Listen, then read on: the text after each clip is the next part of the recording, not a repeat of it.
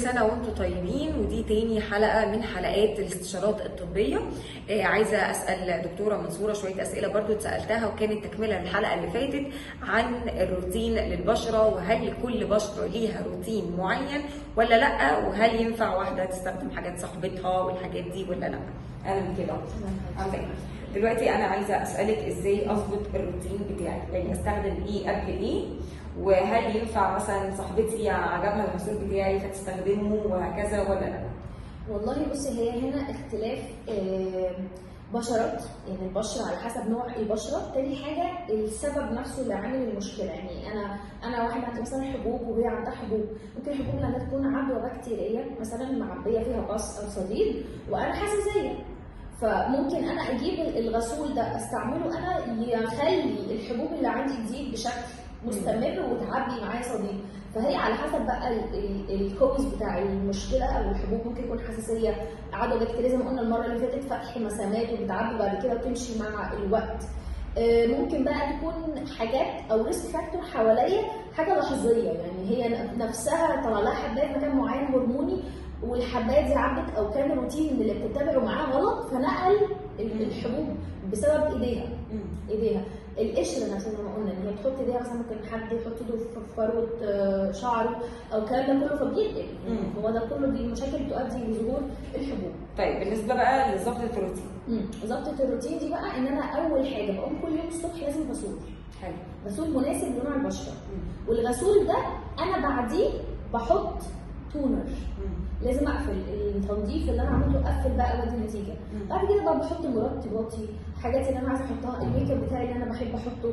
الحاجات دي لو انا بشرتي دهنيه او بشرتي معرضه للحبوب احط حاجات كلها اويل فري او ما فيهاش اي زيوت. اوكي تمام. طيب ايه العلاجات اللي انا لازم اتبعها لو انا بشرتي فيها اكنيز؟ هو بالنسبه لموضوع العلاجات، هو الطبيب المختص او الدكتور اللي بيتابع معاك هو اللي بيظبط لك على حسب هو شايف ايه وشايف ايه السبب اللي وراها. طبعا من اشهر الحاجات اللي احنا بنستعملها في العلاجات الفتره دي هو الكيميكال بيلينج او التقشير على البارد.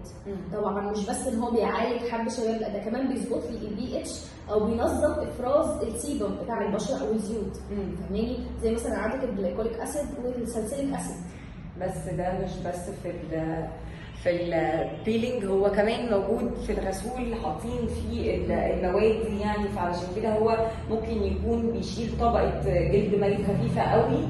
الغسول كمان ده غير في بنات بتيجي تسالني على موضوع الكيميكال بيلينج، بتبقى عايزه تعمله في البيت بالغسول والجل بتاع كيرا كارل. انا بديهم انديكيشن معين او ميعاد كمان معين يظبطوا فيه وضع الجل على الوش. فانا كده عملت جلسه تقشير وانا قاعده في البيت، بالتالي انا كده ظبطت يعني النضاره حتى لو مفيش حبوب. في بنات بتحب تعمله بالنضاره. حلو جدا، حلو جدا جدا. ده غير كمان يعني نوت صغيره كده ان هو فيه زيت شجره الشاي وزيت الليمون اللي يعتبروا يعني قاتلين للبكتيريا اللي مسببه اصلا لحب الشباب. ده حلو قوي. طيب البعد عن المسببات ده اهم حاجه. ازاي بقى؟ ده اهم حاجه. انا اشوف نفسي انا بتحسس اني ابعد عنه. زي ما قلنا المره اللي فاتت، نبعد عن الحاجات اللي بتفتح المسامات. والله انا عملت شيفنج، عملت تقشير، عملت سكراب، اعملي تعمليه في وشك، بس قفلي بعدها. يعني حافظي على النتيجه اللي انا عملتها في وشك. يعني انا خلاص نضفت، انا مبسوطه بالنتيجه اللي وصلت لها، بس احافظ على ده، يعني احافظ على بشرتي، دي اهم حاجه. طيب في بقى خرافات كده بنسمعها بما اننا عشاق الحلويات والشيبسيات والمكسرات والحاجات الحلوه دي. يقال ان انا باكل شوكولاته بيطلع لي حبوب، انا لو اكلت شيبسي بيتقال لي ان هو بيطلع حبوب، فالبيبسي لا اخاف اشربه علشان مش عارفه بيعمل ايه. هل فعلا الحاجات دي سبب اساسي في ان تظهر حبوب؟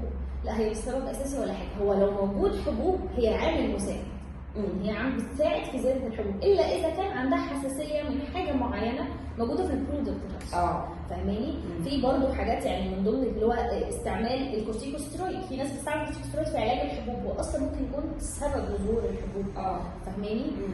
لخبطه هرمونات والكلام ده كله برضه سبب لظهور الحبوب. فهي حاجات بتساعد او ريسك فاكتورز بتساعد في الحبوب اللي موجوده ان هي تزيد معايا وتكمل.